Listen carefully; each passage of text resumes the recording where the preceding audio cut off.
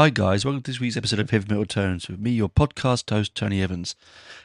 This is an unscheduled plan and chat this week. It's not what was in my original concepts for the planning of the month. That's what I mean. It's like I had originally had another idea, and what happened was, and I said this on the TikToks the other day. That if you follow me, you would know.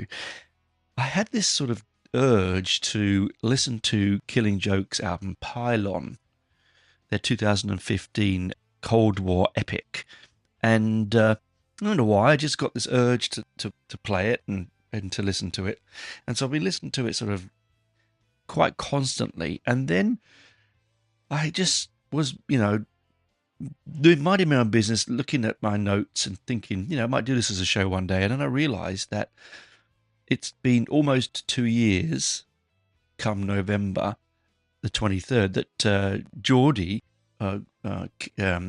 Kevin Walker, or Geordie Walker, as he's known, passed away, the Killing Joke guitarist. And he was such an influential guitarist in the world of music, more so than anyone really, I think, gives him the credit for.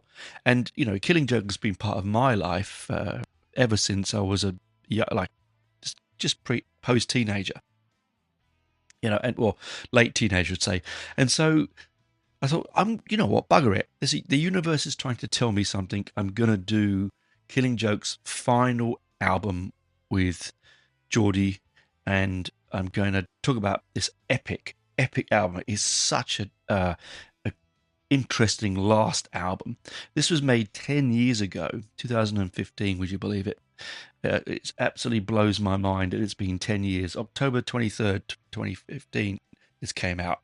And I remember it coming out and to some extent sort of flashing past me a bit. I remember that year was not a great year, 2015 for me. I was very, very busy, and music sort of took a bit of a backseat at that point, here and there. And I remember Killing Joke released this, and I listened to the singles, and I really liked them. And I was like, okay, is this just going to be like? I didn't really enjoy that much a couple of the latter albums. I love them because they're Killing Joke, but it was not something that I'd go back to regularly. But what happened? Why was one second? Just plug my laptop in. I often would, when I was training for marathons and ultra marathons, I would have music playing. I never race with music, but I like to train with music because racing, you're 4 hours. Training, you're probably running. Me, it was about 120 k's a week. So it was a huge amounts of time out on the road. So to keep my mind occupied, I used to listen to music. And I remember vividly where I was when I was listening to parts of this music. And even now, when I listen to tracks like Pylon, not Pylon, pardon me, Panopticon, not Pylon, that I know exactly, I can see the exact moment because I got swooped by a magpie. Those are not in Australia. Magpies are a bird, not originally native to Australia, but are mainly predominantly in Australia. Nothing like the English magpies where, they steal bright things and you have the nursery rhyme, one for sorrow, two for joy, three for a girl, four for a boy. None of that. No, they're a bigger bird, very sharp beaked, and during their egg laying season, they're rearing their chicks. They protect their nests by swooping down on people that walk past them. Usually people on motorbikes, usually people, running or walking. But mainly, most of the time, it's usually people that they feel threatened. If they see you regularly, they don't usually swoop you. But this one came straight at me just as I come out of an underpass. And I was just in the middle of Panopticon, and I now, every time I listen to that song, I do think of the terror that went through me as that thing came for me. And those that don't live in Australia will not understand quite how scary those things can be, particularly with their beaks and their claws. They have been known to take eyes out and to draw blood. I mean, my lovely wife got swooped and split her ear open. So, these things do happen, only for a short period, but that's what I'm trying to say. Is I remember where I was when this album came out, and presumably moments in my life. And people said that this was an album that.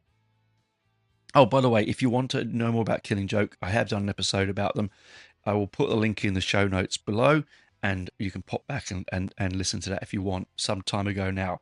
But this is before Geordie passed away. So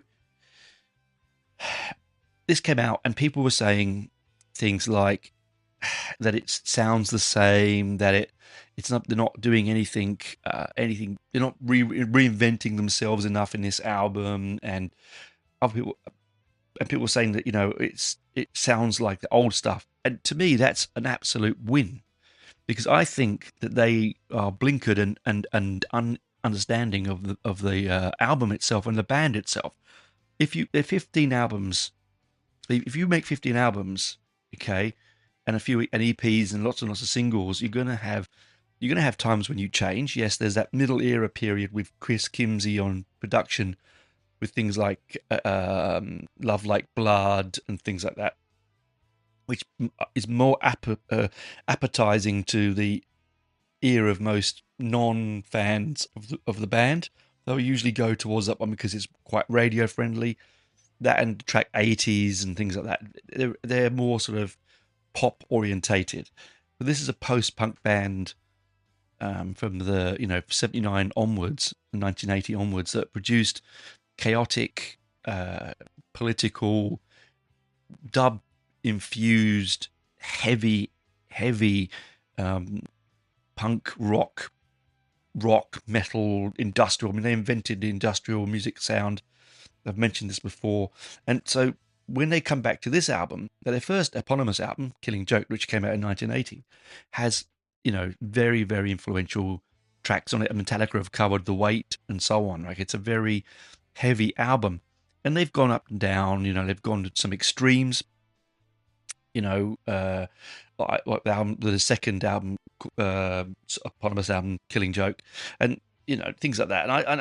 And I was never really a huge fan of that era, for good reasons, just for myself. But this album goes back for me to the first album, to Killing Joke, the first ever album. The sounds that come out of this, it was very innovative, that first album. So as I said, you had Youth, Martin Glover, his real name is, on bass, who is really into his dub and his electro and his dance and his ambient, and he's produced the Orb and all these sort of people, and he has a real sumptuous jazz, dub reggae bass lines that he would bring to this very heavy, archaic, almost primeval sound. Your big Paul Ferguson on drums, who, again, unrelenting in his ability to keep time, but also to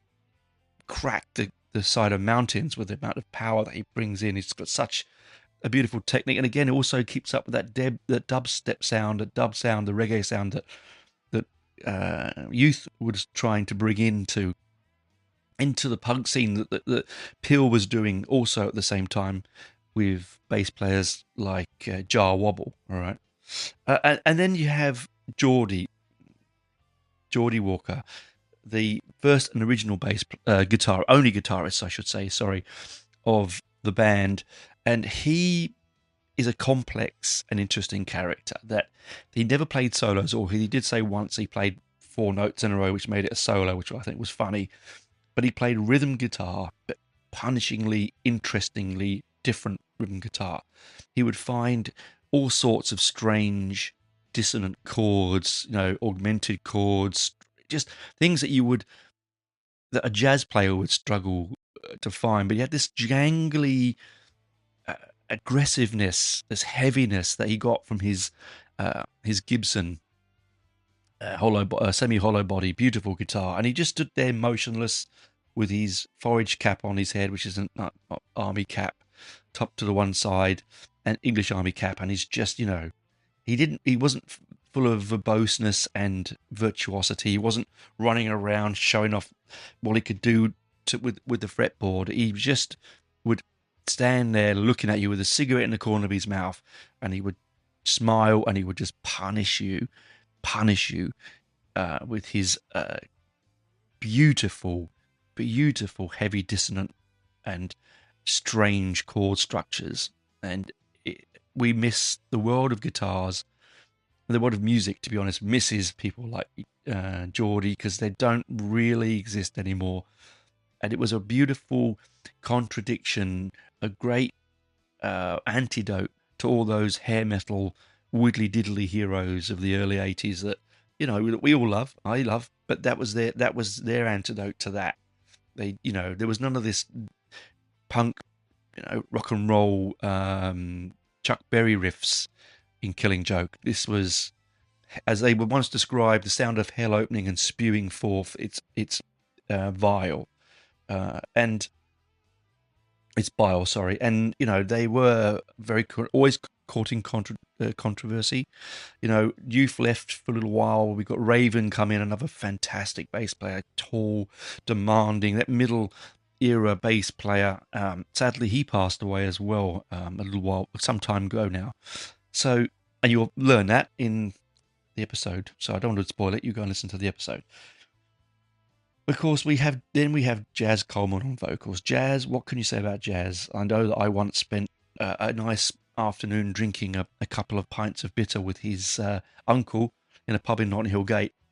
So it was an interesting time. I was wearing my Killing Joke leather jacket with a painting on the back, Killing Joke on the back, and I was sitting there with my Mohican and my bondage pants on, and I went in to get the beer, and he sort of looked at me and he goes, "Oh, I want to talk to you about my nephew's band." And I was like, "What?" He goes, "Oh yeah, Jazz's band." And he said, "Oh, after a few drinks, he said, do you want to come back to my place? Because he's sleeping on my floor because he's in between doing his symphonies with the Prague Orchestra and writing his new album." And I was completely floored. I was like, now I'd probably with trepidation go back and sort of look as if I can look after myself. But then I was a young pimply youth. And I thought, oh, what if this is something dodgy? So I didn't do it. And I regret that slightly because I would have loved to have met the man. And he has his voice that, very much like Bob Dylan, you either get the really nice Bob Dylan that you can understand, or you get the kind of Bob Dylan, that sort of Bob Dylan. Whereas the same thing with the wonderful skills and voice of Jazz Coleman. He has moments where he's so intensely trying to get his vocal into the bar of the music, this manicness, that he doesn't quite keep up with it, and you can't hear what he's saying, and sometimes you have to go to the lyric to look on the lyric to see it. This album, though, is more the other way around. There's a lot more, he's a bit more restrained. Not lyrically, though. Lyrically, this is an unbelievable foresight of what is happening right now and what we've lived through in the last 6 years with COVID and what's going on in America now with Trump and so on. This is, and what's happening in Israel. This is an incredible. When I went back to it, I couldn't quite believe what I was listening to. Lyrically, it was like what is he telling the future? Has he taken some magical drug? Because what's really special about Killing Joke is when you see them live, and unfortunately we will never see them again, but when you could see them live, actual live, not a DVD, I mean actually at the concert, and I'm lucky enough to several times in my life to do that, there is a point where you come away from the gig and you go, I don't remember it. It was like a trance. I was in this tribalistic, I once said to Karen, my lovely wife, when we were dating, that I was trying to explain Killing Joke to her, and I said, it's the closest to real tribal music that I've ever experienced. It's when you're together with the audience at that gig, there's a real hive mind, a real unison feel. I think it's probably what people feel when they go to raves or they go to things like that, where they're sort of, the music is so compelling and pounding and euphoric that you end up just not quite know where you're going. You just end up singing, and then suddenly it's the end of the show and you're leaving the auditorium and you're in, what the hell happened there, right? It certainly one of those experiences that I don't think many of us will ever experience. I mean, I experienced it more recently than I could imagine when I saw Stephen Wilson do Hand Cannot Erase at the in Sydney at the Metro with my good friend John and Parksy and Mark. There was moments there during that where I felt very similar, where I felt like it was mesmeric and I was in a sort of musical trance. This album does that, but it's not all. Even though I said it's mainly he called it his Cold War epic. I would say that yes, it is. It's very heavy conceptually.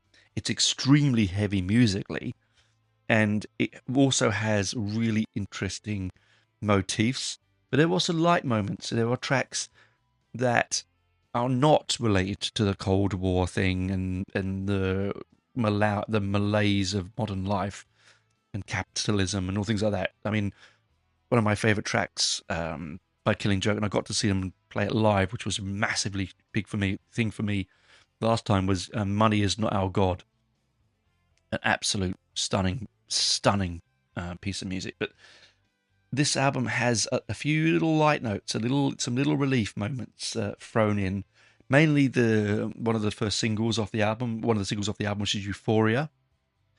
Okay, that the other single, which I Am the Virus, is not lighthearted. It is incredibly poignant. I mean, you can understand where I'm coming from there.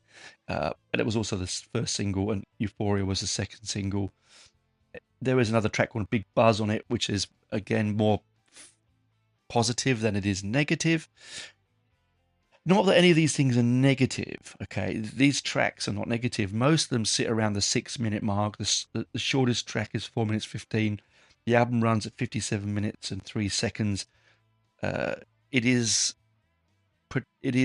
I'm reviewing or talking about the original version, okay, not the extended one with all the extra tracks on it, like the dub versions and all that stuff. No, this is just the basic album that starts with Autonomous Zone, then goes into Dawn of the Hive, then we got New Cold War, then we have Euphoria, New Jerusalem, which is a fifth kiss, War on Freedom, Big Buzz, Delete, I Am the Virus, and Into the Unknown. They're the tracks that we will be talking about coming through. This is one where I really want to take some time on the lyrical meanings of this album.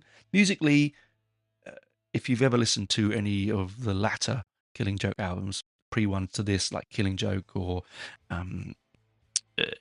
14 or whatever, those albums, MX 511 or 14, 51, sorry.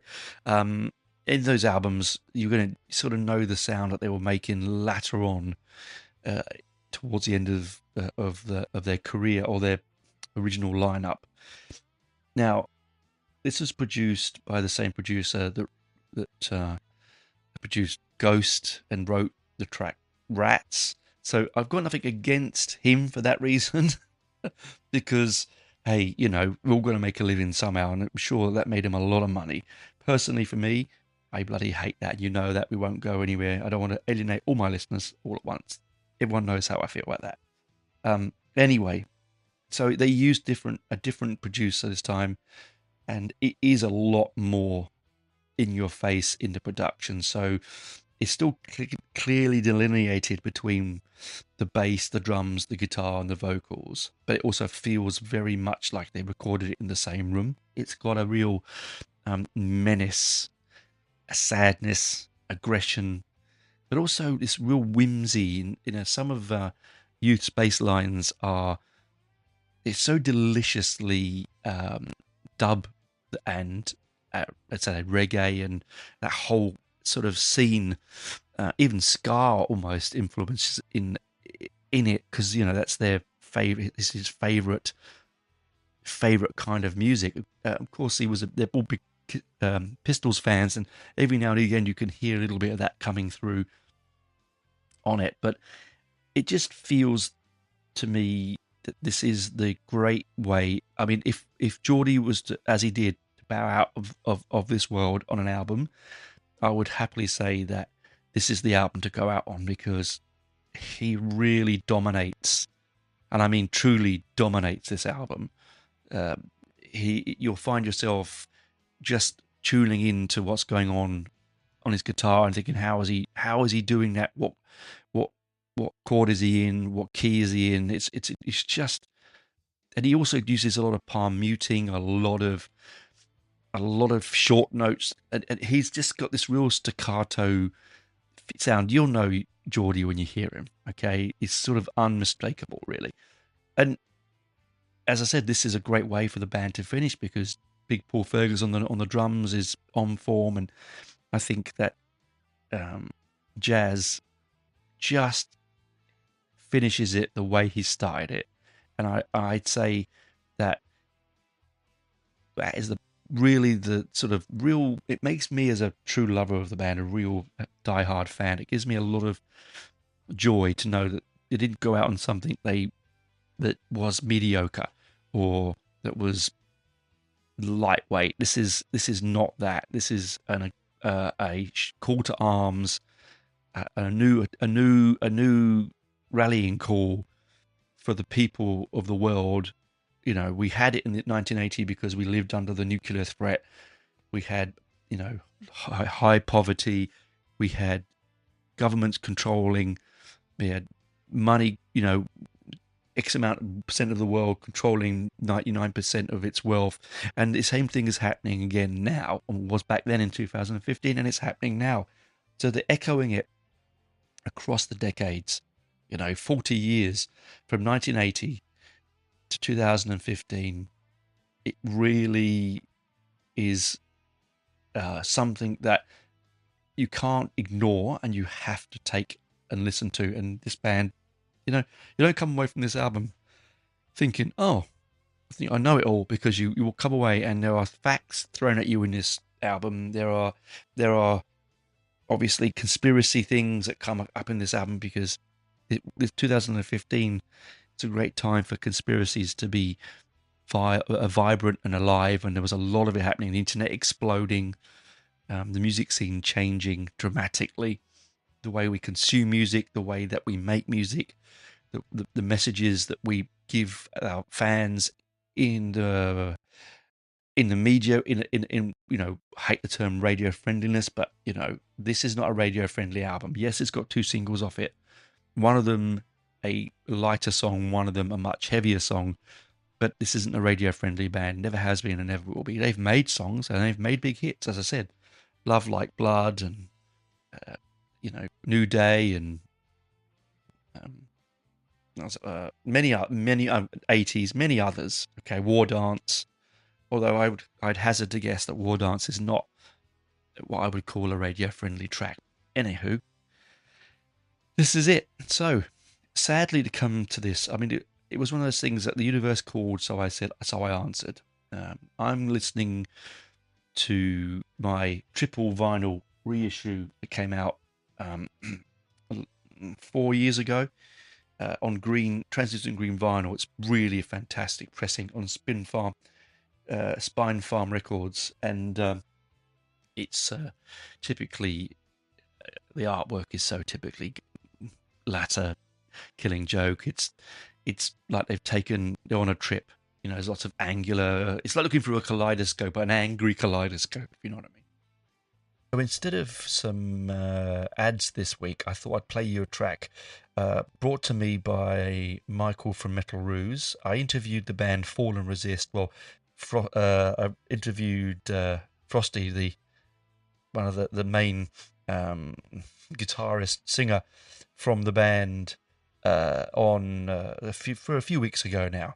And I thought, well, I got the opportunity to play one of their tracks, and they've given me their permission. So this is a track off the new EP, which is called Dissolved in Misery. This is the first track off the EP, called Living the Lie. It's a complex and interesting track.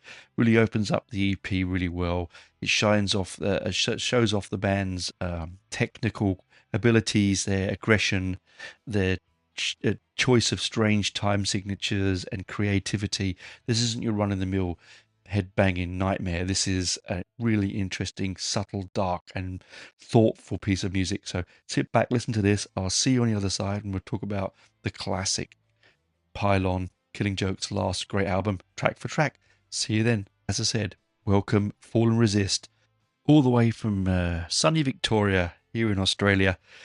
They bring their sound that is, akin to dark tranquility, and in flames and at the gates.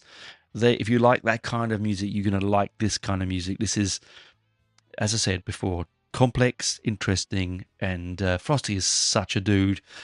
He's moved mainly into vocals now, stepping away from guitar as much more than he did before. Let the other lad take over in that respect. So we get a little bit more soul-crushing vocals from Frosty on this one. And Luke Moraine takes over the guitar duties. So, anyway, enough for me chit-chatting. This is Living the Lie, the first track on the EP, as I said, Dissolve in Misery, their third EP. Enjoy it, and we'll talk on the other side. Bye for now.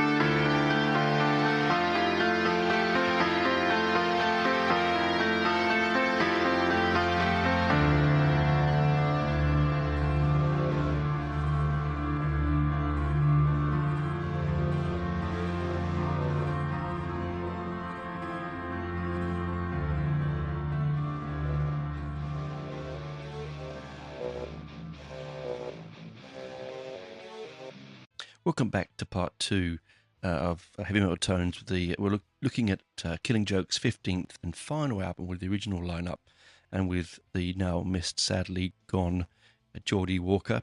I hope you enjoyed that track, Living the Lie by Fall and Resist. The EP came out on the 5th of August, just gone, so it's available on all streaming platforms. It's well worth a listen if you like your post-metal and your metal in a sort of darker, more edgy way. Anyway, speaking of darker and more edgy ways, let's have a dive into Killing Joke's 15th, as I said, and last real studio album, sadly for the moment. All of 10 years ago. It's unbelievable, really. So, musically, as I said before in the first part, it's a bit of an homage in all directions. You know, it is not as bleak and as stark as, say, 14. It's certainly not as bleak and as maybe as cold, if that's the right word, than Absolute Descent. But it does take quite, in a beautiful way, it takes from the middle era of the band. The band albums very much akin to Brighter Than a Thousand Suns, Nighttime, even things like What's This For, Revelations, things like that. It sort of also touches a bit on Hosanna and from the Basement in Hell, a little bit. Five Dancers, there's definitely little tweaks of Fire Dancers on this as well. So it's sort of like, it's almost like they could feel or sense this was the last time they were going to play together. I don't know. They're very spiritual, as I said, and very into their occult and a high strangeness. So this album gives us a bit of both. It gives us a bit of everything we want, and that's why I think I love it so much, because it dips in and out of everything. So let's start. We're going to start off with the opening track, which is Autonomous Zone. Yeah, I get my record cover out. It starts off with like a heartbeat rhythm. It's just a stark, slow. You can see where bands like modern doom bands may have got some influence, particularly where industrial metal got its sound. So it starts off with this slow opening rhythm that then, after 4 bars, it is this fantastic sort of, sounds like a bit of pulled bass, or heavily plucked bass. It takes us in a real crisp way straight into the fast rhythms of this song. Really, in the background of this song as well, there's like sirens being played underneath on a different level. There's keyboards being played. There's chanting. It's all typically wonderfully Killing Joke, if you know the band. But I love the way it sort of just starts very slow, and then that sort of second or two bass break and straight into the speed of the track. And behind that opening, just before the heartbeat starts, is like almost a mystical piece of music, and you have jazz bringing in the lyric. It starts very lightly with the lyric. It's a sort of sort of dystopian worldview on the world that we live in. It opens up with the lyric here: "Living outside of the grid is my goal. Misery lies at the heart of control." And that's where it starts off. And then you get that jump, jump, jump, jump, and bang straight in. And again, you're not with bands like Killing Joke in general. It's very difficult to explain intricately the musical terms, because they don't have solos. It's just a lot of very individual style music. This is something that only they make this kind of sound, and when you hear it, you know where you're coming from. The mixtures, the textures, the layers, it's very modern. At the same time, it's very 1980. Lyrics like "dancing then playing to be with my kind, smoke, fucking joke, I'm just passing the time, celebrations, demonstrations, debate, discord, music, war, my surrogate." So it's just like, it's so 1980s Killing Joke. And of course, this is actually one of the tracks where jazz really comes to the fore in his vocal techniques. Like the chorus, it's they've done something with his vocals. They've added an effect on it where it says autonomous zone, and then you've got that sort of whistling behind that keyboard whistle, that 3-minute warning siren that sort of, it gives you a little bit of chill. Like, as I said before as well, he's a lyrical genius, is Jazz Coleman. Like, the stuff that he writes sometimes is almost uncomprehensible, and you think, I don't know what you're saying, Jazz, but other times it just clicks. It says here, we're lovers of freedom, gather to laugh, no heroes or icons, such values of past. Squat, grow, a plot, pursue beauty instead, under the flag of the black and the red. All right, so I mean, what it's saying there, it says speakers and breaking point, dance on the decks, let us go feral, options of wilderness, dancing and laughing, high as a kite, anointed and animated all the night. So again, I think this is also, is it about autonomous zone? So automated. Is this an area where you can do what you want because you don't need to worry about all the major things that are happening? I was having a chat with family members only recently and work friends of mine about AI and the coming of AI, the chasing of the storm, and that if AI can do everything for us, then technically we live in a utopian world where all we do is create art and love, and there is no war and no famine and no greed. But this clearly is not the case. It's not going to be the case, but it's that idea, you think about it. Of course, there needs to be universal income, but that, again, is a scary thought. But this is, I think, is what they're trying to say in here. Speakers at breaking point, dance on the decks, let us go feral. I'm not sure what let us go feral means. I mean, obviously he would know. Options of wilderness, dancing and laughing high as a kite. And then you got a cacophony, lonely, ear-splitting noise, with wild abandon, given freedom of voice, living outside of the grid is the goal, misery lies at the heart of control. So autonomous zone. So you have your own life is automated. You could take control of your life. You live, you dance around the fire, you chant. But being controlled, as it says, is misery. I'm not sure what let us go feral means. Who knows? Only jazz can tell you that. It's an interesting one. I've pondered on it many, many times over the years that it's been released, and I don't actually quite know what it means. It's a really great track. It's quite a long track, 6+ minutes. It is, has its moments of breakdown and speed and slow, very heartbeat rhythm, but all the cleverness goes in the background with youth's bass playing. It's really quite sumptuous and rounded and heavy. I mean, this is I still consider this is their heaviest album, post Killing Joke, the second Killing Joke eponymous album. This is still my, I think, and when I put it on, I generally feel this is almost akin to metal in a lot of ways. It's extremely heavy, but it has a little bit more nuance than just straightforward heavy metal, I think. You don't get into a 6-minute track like this and then wonder when it's going to happen, because it just goes by so quickly. And they bite in because of the way that Geordie writes his guitar parts. Excuse me. You need, it's a constant rhythmic heartbeat. It's a constant rhythm. There's not a lot of breakdowns and break points and off you go. There might be different time signatures, but it's very rhythmic. It's very tribal, and it's why I said before that when you see Killing Joke, you feel like you're in a tribal situation, right? And this has that fact. And I think this is, again, one of Jazz's best vocals on this album. It's really lovely, and it's almost like he's chanting at us.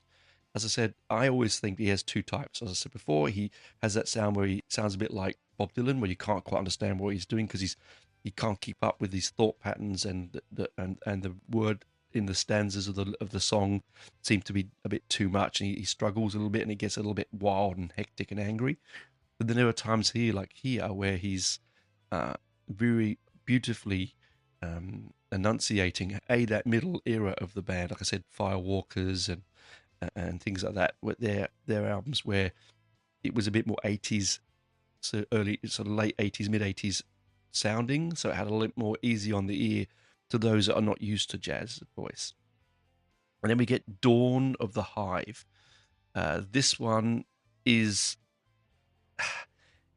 an interesting track because of its, again, this is a much more denser um, lyrical story. This for me is about taking nature and destroying it to create artificial power and telephone powers and lines and all the stuff that floats around us in a soupy mix every minute of our lives, our Wi-Fi and Bluetooth and hands free and all the stuff that we deal with in our daily lives. This is what I think this is what he's talking about here on this particular track. This one's a real heartbeat pulsing piece of music. We don't get any lyrics till at least almost a minute in. It's just this real like a sonic pulse, like a pulse from space, like an aged, a majestic and aged millennial sound from millennia ago across the universe. It's here Big Paul Ferguson on drums. It is so tight. There's nowhere to hide in this kind of music because you have to just hold in and play this rhythm for 6 minutes. This isn't a rhythm that I can go to this bar and I'll change, and this is a knuckle down, stick with me. And again, Jazz's vocal is almost like I imagine him singing up to the sky, like arms out, almost like a messiah type. He's like a preacher in a desolate and dystopian world, the only one who knows the truth. That's how I feel when it comes to listening to tracks like this. It says here, pylons of death pulsing waves after wave through us. Human transmitters reconstruct a reality. We can reconstruct your reality. Smart dust and barium spray at high altitude, ingesting nanoworms. Humans can resonate. And so there's a lot of things that were going on in the world that we are aware of, like barium in our rainwater, nanoplastics. This stuff is all very apt now, and he's talking about it then 10 years ago. Now, 10 years in the space of humankind is not even worth thinking about, but 10 years in the reality we live in now, where things change minute by minute, let alone second by second, this is a really on point piece of writing. On the skyline, the pylons of death modulating our reality, dawn of the hive. It's a hive mind, you see, all connected by this internet, by this one way of learning, and controlled by other people. Well, you think you're in control of what you're looking at isn't necessarily the truth.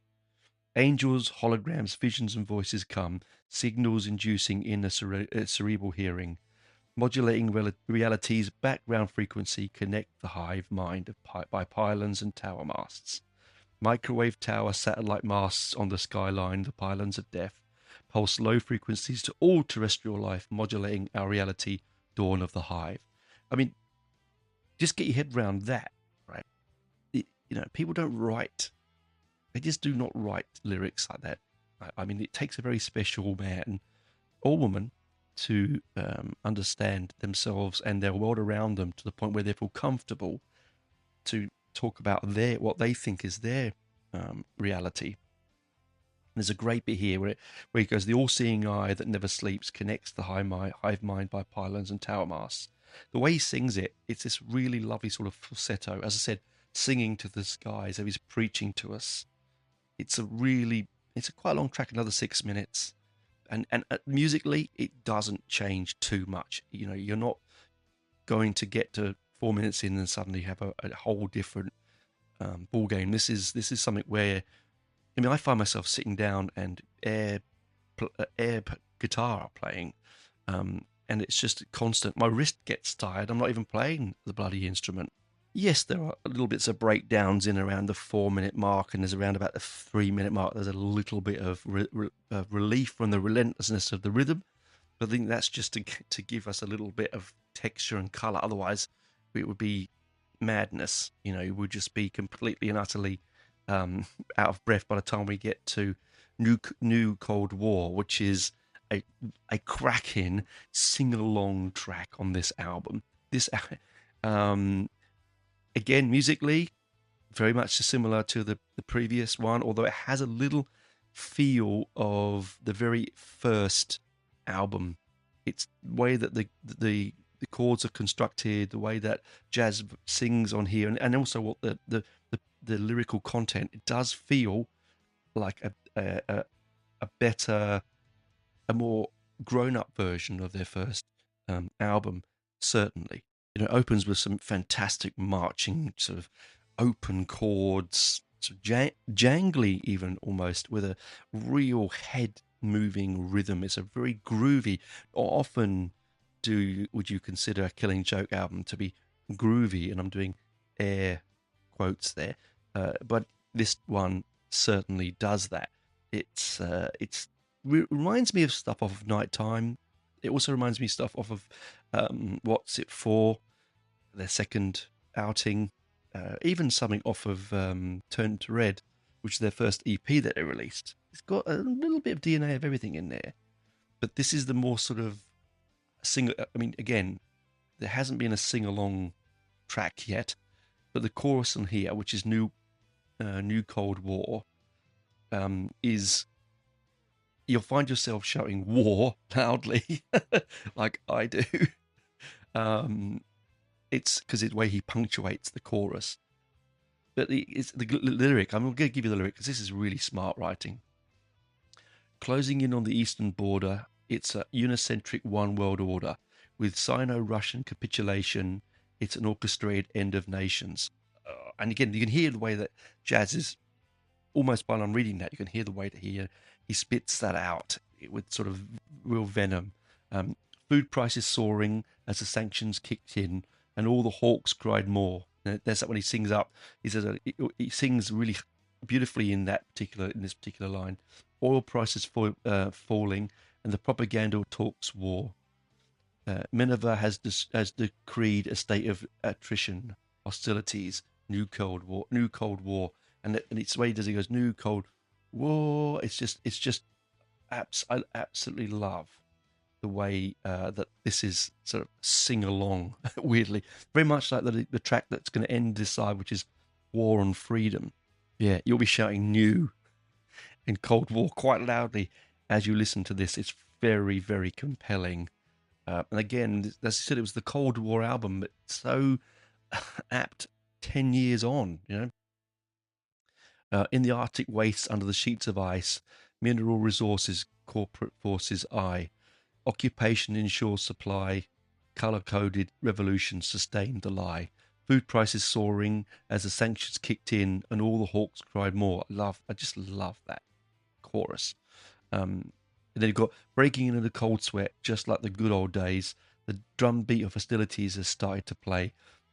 A perverted thrill reminiscent of the big chill.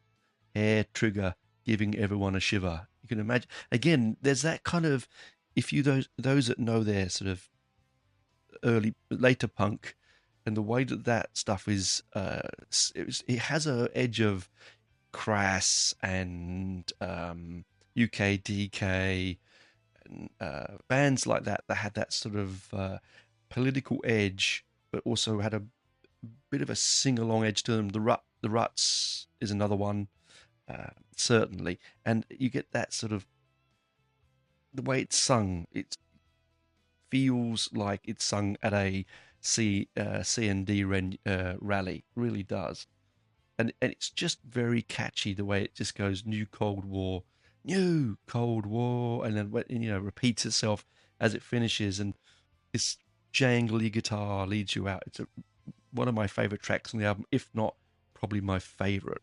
And then we get to Euphoria. Euphoria was the single, the second single off the album. This to me is a bit it's a bit light. Okay, you can see why it was made as a single. Remember, I said to you this album is not all doom and gloom. It's not all Autonomous Zone, New Cold War, and Dawn of the Hive. It has a little bit of um, a lightness to it. Not, it's still not quite light because it has a quite heavy dark side, but musically, you can see why it was released as a single because it's actually quite a beautiful piece of music.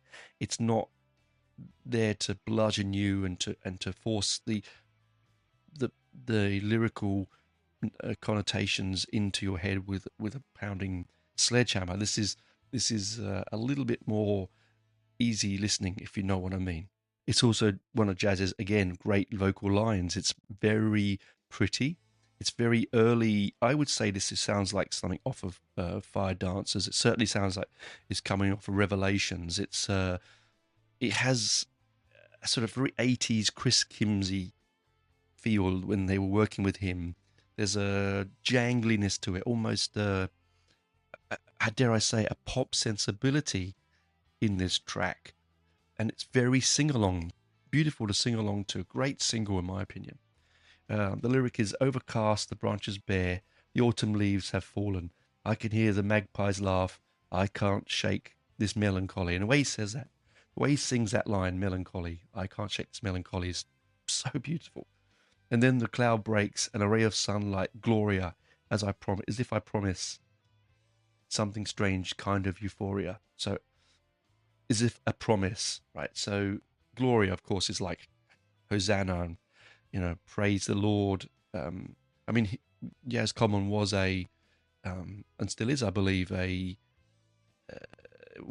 he's in the church. He does stuff with the church. He's a lay preacher, I believe. Dark phantoms of the past, some things are best forgotten. Like Orpheus, don't look back. The best years are waiting for you. So it's basically saying, look forward. So all this stuff we've had where, live in the moment, everything's despair. You get to euphoria and he's saying, no, look forward. It's a beautiful world. There is beautiful things to look for, as in the ray of sunlight and Gloria, and something strange, some strange kind of euphoria. Is it a drug-related incident? Possibly. Is it a religious fervor that they've got themselves into? Most likely. I mean, they tell a story where they played on stage and they'd done a ritual. Because they always did rituals backstage, and they did a ritual before they went on. And at one point, the audience stopped, and all they could hear was them. Like, they couldn't hear the audience, they couldn't hear their music. They were just in a state of high euphoria, even though they were playing their instruments. And it felt like it went on forever, but it was only a few seconds, and they broke out of it and they were back. So could it be that? Maybe. You don't know.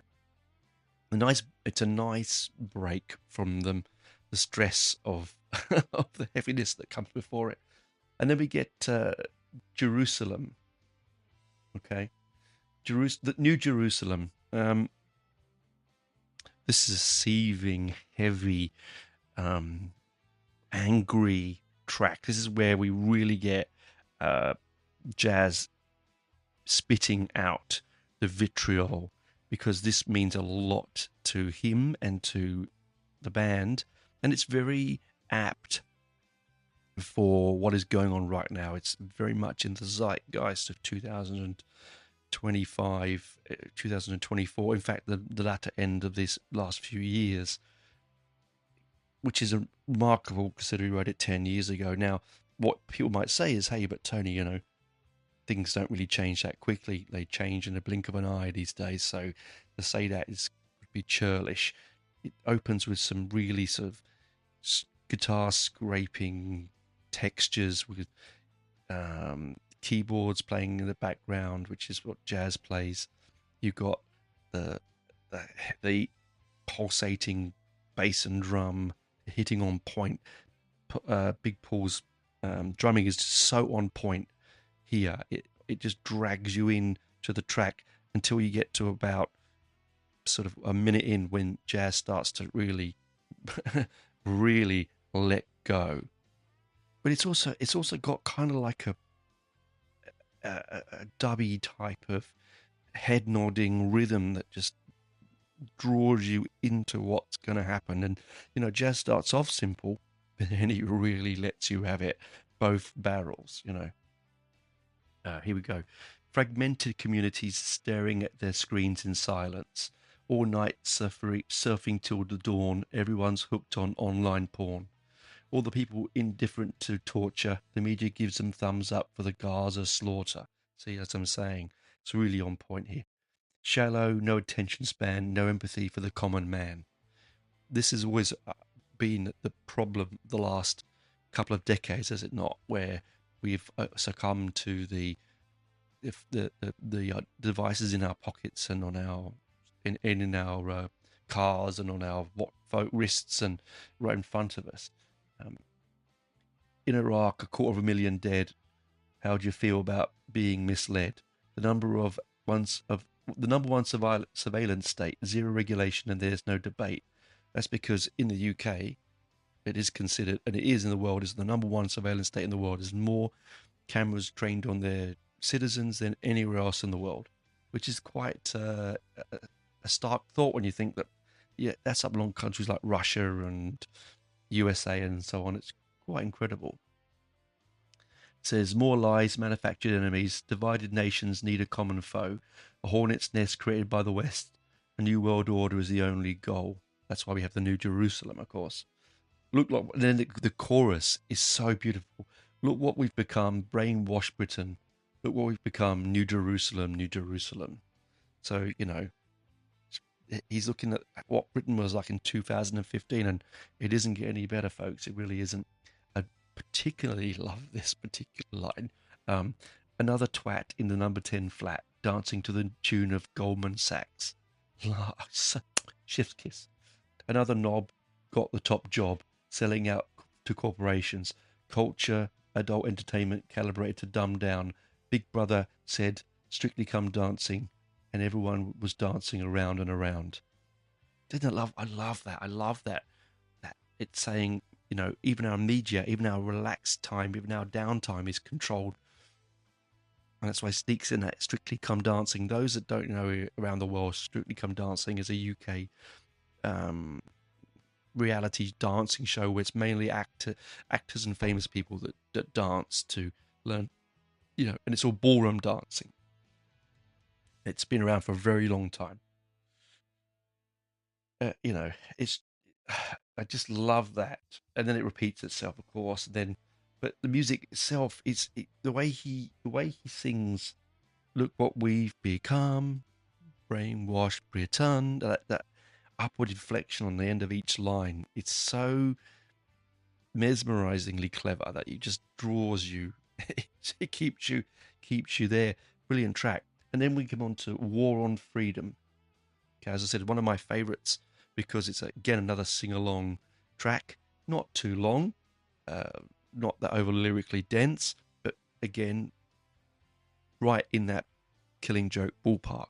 If you were to close your eyes, though, you'd swear you were listening to the Pistols. It has a real Holidays in the Sun feel, lots of jing, jing, jings all the way through. And again, Jazz's vocals feel like it's a little bit back in time, but in a good way. It's not a negative way by any means. And I really like the way that he brings the chorus to you, and you can't help but walking. I've been walking around all day singing the chorus for War on Freedom. Can't help myself. It's just really, really catchy. Really catchy. Lots of jing, jing, jings again, as I said. Ban heritage seeds and seed banks. Okay. Vacancy is a criminal offence. Now, vagrancy is a criminal offence. I want to just take a point in a moment to have to think about what's happening in America at the moment, where a certain political entity wants to make vagrancy or being homeless illegal. How did they see that coming? How did Jazz see that coming? It's just incredible. That was the one thing that stuck out to me listening to it again all these years later. Compulsory vaccinations, guilty till proven innocent, DNA database expansion, maintained without consent. You say what you want, compulsory vaccinations. This is again before COVID, This is 10 years. What? No, 9 years before. No, what was it? 4 years. 2015. When did COVID? 5 years before COVID. Sorry, this is 5 years before COVID, right? You know, iris scanners, biometrics, facial recognition software, RFID chip surveillance from the cradle to the grave. No more peaceful demonstrations. Militarize the police force. Again, look what's happening in America. Illegal trade agreements. Again, look what's happening in America. Uh, Conducted behind closed doors. Well, it's not behind closed doors, is it? But, you get it now. Bilderberg and private forums, media monopolies, shaping conventional wisdom. Bye bye, sweet liberty. And then it ends on war on freedom out repeatedly as it goes out. But, just those points, those amazing points where it says militarize the police force. Look what's happened in LA only of recently. Illegal trade agreements, all the tariffs that's going on. It's just absolutely stunning and a great track to end this particular version of my record, because I'm reviewing the record I've got in my hands here is the 3 vinyl re-release edition, but I am talking about the 2-sided album in general. Okay, and after all that, heaviness, we come again to a light track like Euphoria. This is actually completely almost doesn't sit on the album, but I think they needed it to make it lighter for to have a bit of right relief, I think, somewhere amongst the mix. This is called Big Buzz.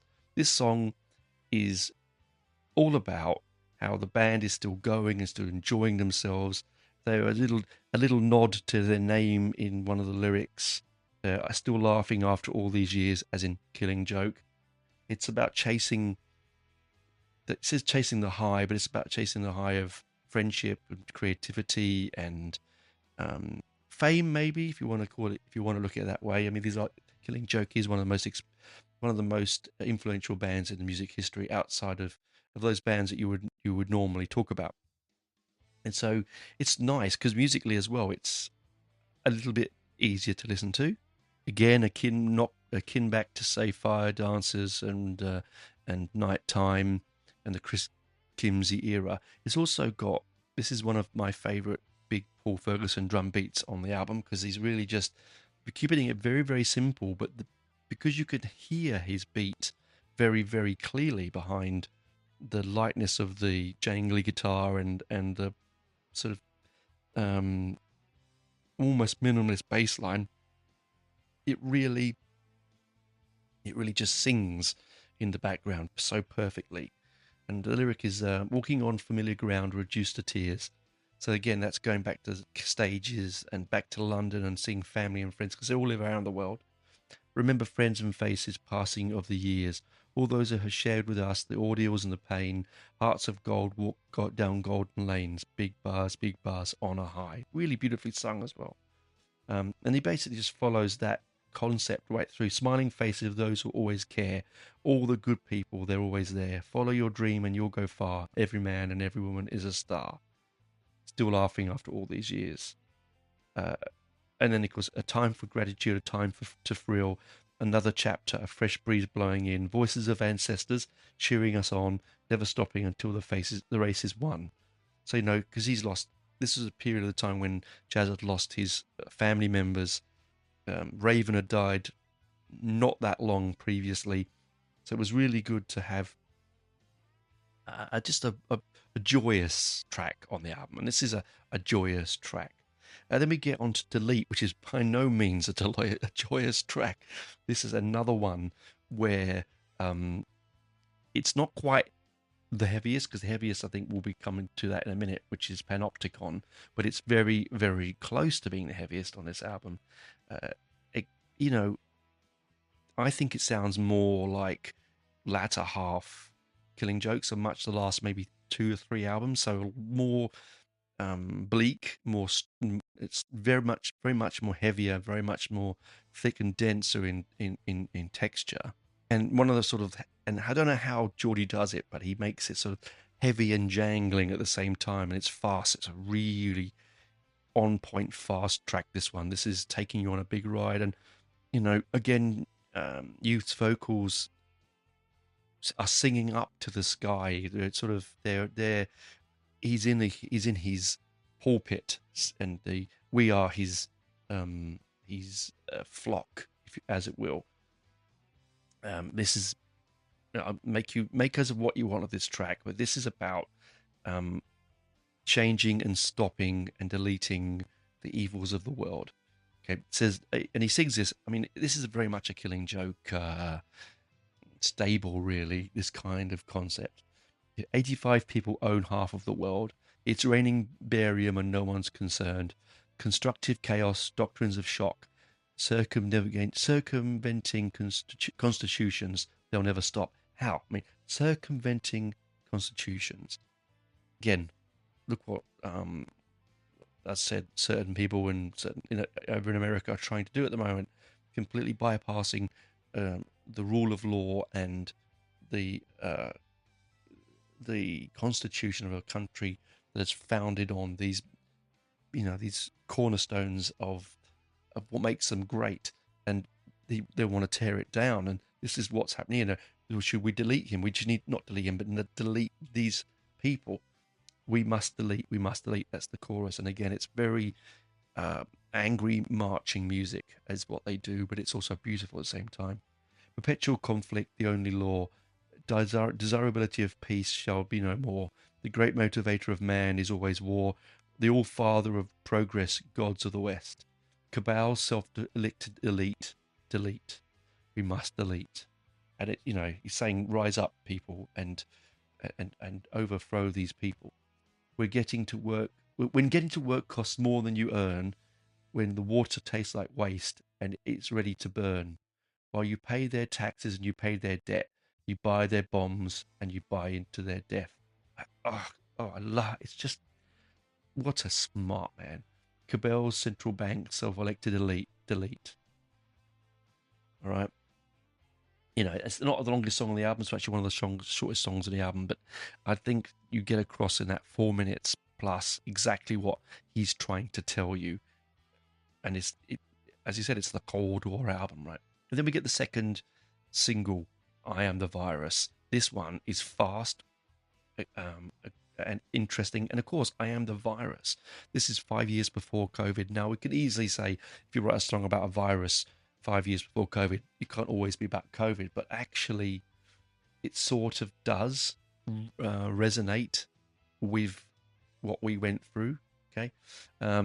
Musically, again, it's very catchy. It's a sing-along song. It's why the chorus is so driving. It's why it's a single, jangly guitars, lots of texture, brilliant drums. The bass line on this is really driving. And of course, Jazz just is going at 11 on this track. Death and misery and tears, calculated waves of fear, drawn up by the think tanks. There's darkness in the West. Oil swilling, guzzling corporate central banking, mind-fucking omnipotence. I am the fury, the spirit of outrage. I am the fire. I am the virus. I am the virus. So as I said, I am the furnace where the resentment glows. I am the bias. I am the virus. I am the virus. I am the fire. Like I said, am I pulling, things from the air, thinking this is because it's like post-COVID? Am I hearing that? Maybe, but it just makes me think back to that time and what was going on in the world. I am the fury, the spirit of outrage, and it's quite simple. He repeats himself. It's a great single for that, but it's very, very full of passion. False flags and black ops, Tavistock manufactured shocks. Something's gone horribly wrong. Hot flushes for the neocon. A population in deep denial. Contagion released from a vial. See, that's where I am getting this COVID connection, right? I know that there has been chemical warfare on the cards for a long time. It's not new. It just seemed to really resonate with me once I recently reakin myself to the album. I, uh, I am the hydra-headed beast. I am the worm you can never delete. I am the danger that never sleeps. I am the virus. I am the virus. And then there's a piece here, and I remember when this first came out being so interested in this little passage of writing that it sort of just opened. I really was very taken aback by it. No one believes in 9/11. Steel frame buildings don't fall in seconds. Murderers in black robes decapitate innocents. The public's blank stare. Did you sleep okay last night, Mr. Blair? That could be straight from 1980, right from that, punk political scene that was going around it. Really, and the way that he sings that little passage. Um, no one believes in 9/11. Steel frame buildings don't fall in seconds. And then he goes, "Did you sleep last night, Mr. Blair?" Punch. It's just, and then we just repeat uh, the the chorus and the verse. It's a sort of like chaotic. It's so chaotic, but yet at the same time so brilliant. Great single. They both didn't do that well, but then Killing Joke singles, they never really do unless you like things like Love Like Blood and things like that. This is a great choice for a single and a great way to almost finish his album, because then we move into the unknown. Okay, this is a taster for what is to come in the track after, which is Panopticon. But before that, as this is a long show this week, I'm going to put an ad break in here just to give us a little bit of a light relief, and then when I come back on the other side, we'll talk about the last few tracks on this brilliant album. Anyway, talk to the other side. Coming up is Into the Unknown, and then the heaviness of Panopticon.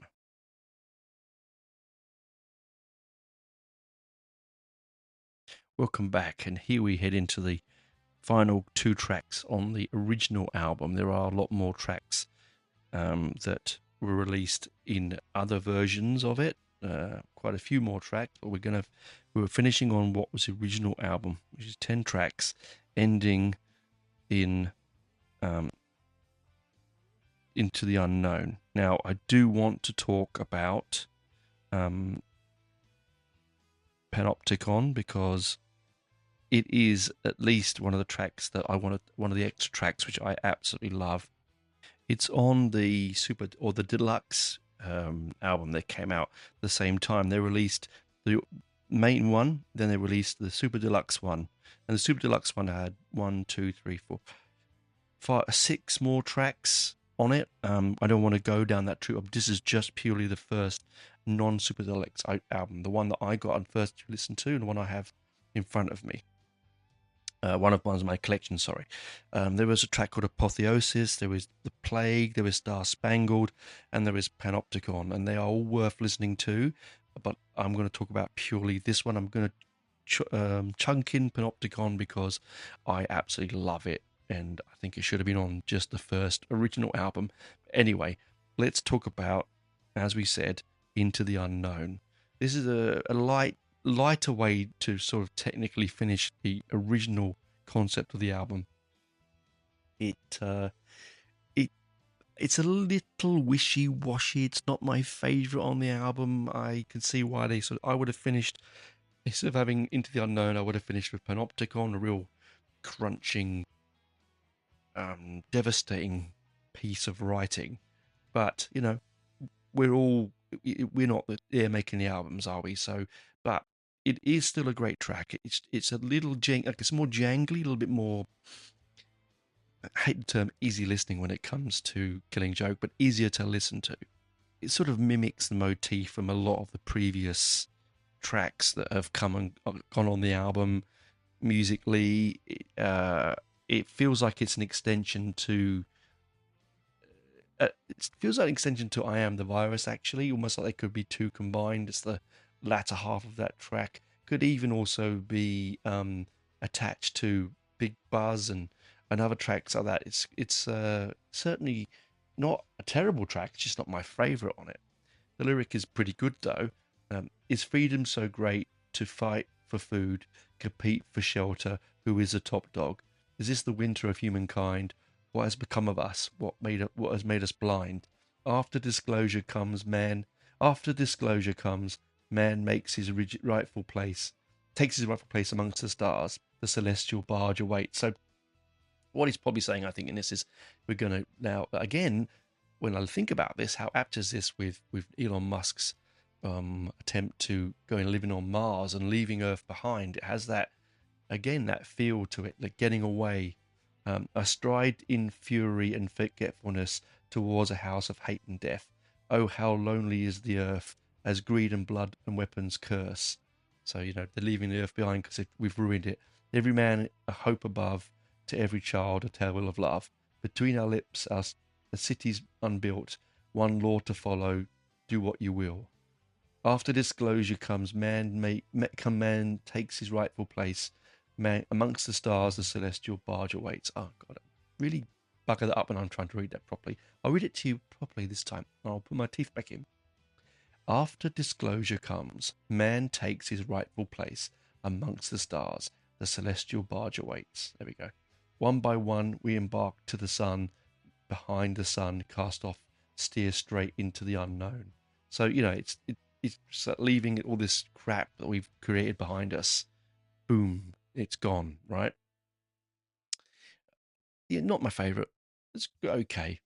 Leave it at that. But I want to chuck in this one track that is on the special edition, as I said just a minute ago, that isn't on the single release of the album, but you must go and seek this out and have a listen to it. This is Panopticon.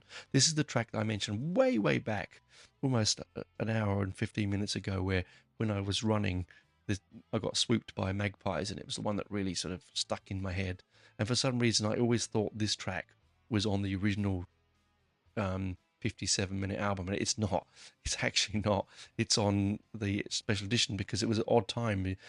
Two albums released at the same time. And I remember that you had the option of getting the basic one or the extra one, and of course I'm always going to get the extra one, right? And but then I'm going to get both. Why don't I, right? This is a really heavy, industrial chug, chug, chug, chug, chug of an album, right? Really, of a song. Sorry.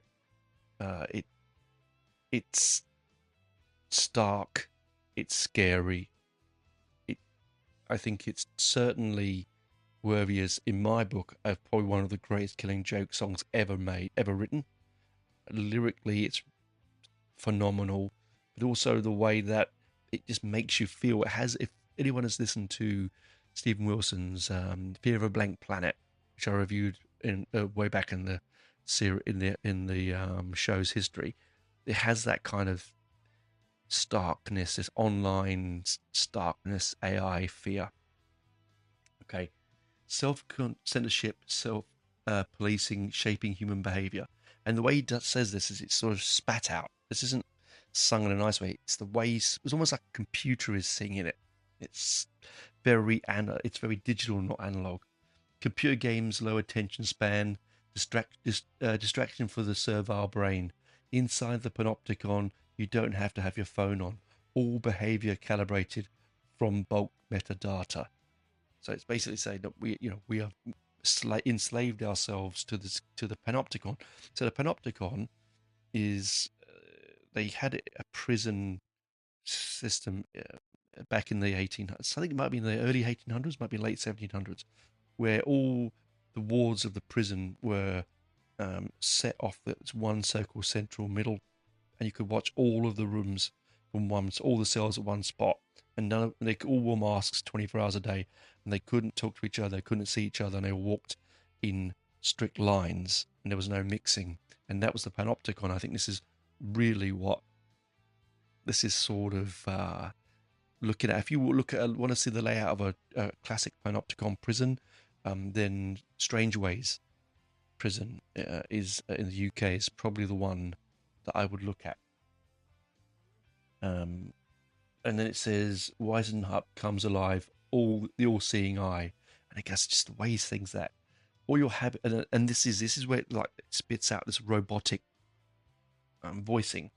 All your habits, all your movements, all your sexual preferences, all your colleagues, all your friendships, how often you take a shit. And the way he says that, all your debts, all your bets, all your hopes and fears are known. Consideration in every nation. The great work is nearly done.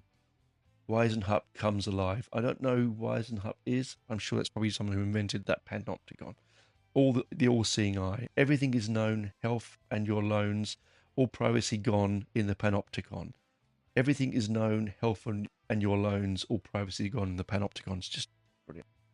Retaining bulk metadata to be held against you, the earliest leanings of man applied to by corporations. Diminishing expectations can be seen in every nation. Many tongues, one voice, the great work of ages done. And it says, Wise Up comes alive, all the seeing eye, everything is known, health and your loans, all privacy is gone in the panopticon.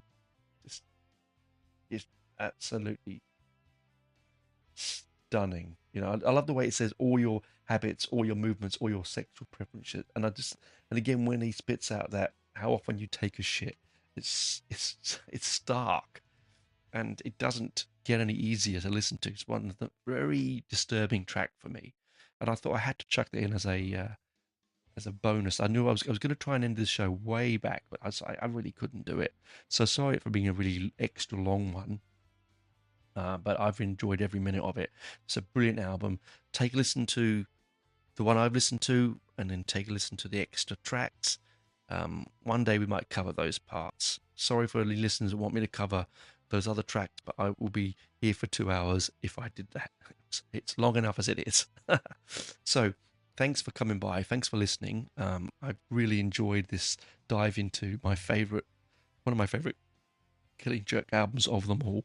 One of the greatest bands in my life, one of the greatest bands in the history of rock music and modern heavy music. You know, they invented industrial. They invented, to some extent, I think they almost invented some doom aspects. You know, there's a goth feel, gothic music. There's another thing that comes out this from these people. It's just, but it's not just that. It's the way that they produce, make music, and lyrically, you know, they're just so on point, almost eerily to some of those points. Anyway, enough for me. Please, if you are on a Spotify app, swipe up and give me a review. Helps me to get to more people. If you've got this far, and have got this far, an hour and 23 minutes into listening to this old geezer chatting, I really appreciate it. A lot of people by now would have turned off. Those that are still with me, thank you, and I'll see you next week. I'll chat to you next week anyway.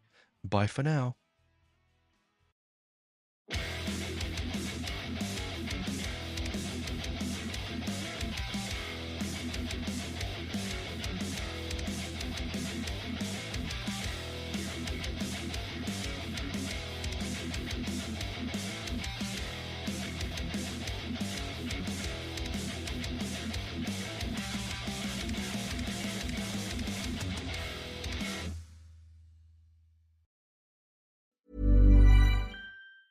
El rugido de los aficionados, el ritmo de las porras, la intensidad en la cancha. Esto es más que solo un partido de fútbol. Con DraftKings Sportsbook, esta es tu oportunidad de convertir cada jugada en una gran ganancia. Descarga la app de DraftKings Sportsbook y usa el código HEART. Ese es el código HEART para que los nuevos usuarios reciban $200 en bonus bets al instante cuando apuestes solo $5. En asociación con DraftKings, la corona es tuya. ¿Problemas con el juego? Llama al 1-800-GAMBLER. En Nueva York, llama al 877-8-HOPE-NY o envía un mensaje de texto con la palabra HOPE-NY al 467-369. En Connecticut, hay ayuda disponible para problemas con el juego. Llama al 888-789-7777 o visita ccpg.org. Juega responsablemente. En nombre de Boot Hill Casino and Resort, Kansas. Debe ser mayor de 21 años. La elegibilidad varía según la jurisdicción. No válido en Ontario. Pueden aplicarse cargos en Illinois. Las apuestas de bonos son de un solo uso. La apuesta no se incluye en las ganancias y caducan después de ser otorgadas. La oferta finaliza el 29 de septiembre 2025 a las 11:59 p.m. hora del este. Los términos en DraftKings.com/sportsbook/promos.